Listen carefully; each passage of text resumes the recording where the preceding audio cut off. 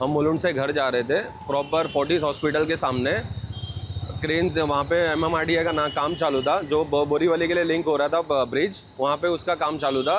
वो क्रेन ने सामान उठाया था, एक बड़ा सा 40 फुट का सीढ़ी था, और सीढ़ी का रॉड निकल के हमारे गाड़ी पे गिरा, फॉर्च्यूनर गाड़ी पे, और मिरर्स टूट गया, कांच टूट गया, और बोनट ये हो गया, टूट गया। और सेफ्टी के लिए वहाँ पे कोई भी लेबर नहीं खड़ा था कि हाँ गाड़ी रुक जाओ या क्रेन सामान हटा देगी उसके बाद जाना, कुछ भी प्रॉपर कंस्ट्रक्शन नहीं चालू नहीं था बराबर प्रॉपर। एक लोखंडी रॉड, किमान 5 टनाचा तो रॉड होता आणि तो अचानक आमच्या फॉर्च्युनर कारवर पडला. आमच्या गाडीचं नुकसान झालं. गाडीचं नुकसान झाल्यानंतर आम्ही सगळ्या गोष्टी पाहत होतो. पाहिल्यानंतर त्या गाडी मालकाकडे कोणतं लायसन नव्हतं.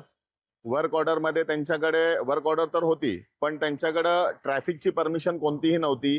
त्या 28 नंबर पिलर पासून आणि 23 नंबर पिलर पर्यंत नेण्याची त्यांच्याकडे कोणतीही परवानगी नव्हती. अशा कंपन्यांचं कुठेतरी काम थांबवलं पाहिजे. सरकारने काहीतरी याच्यावर कायदे नियम कडक केले पाहिजे.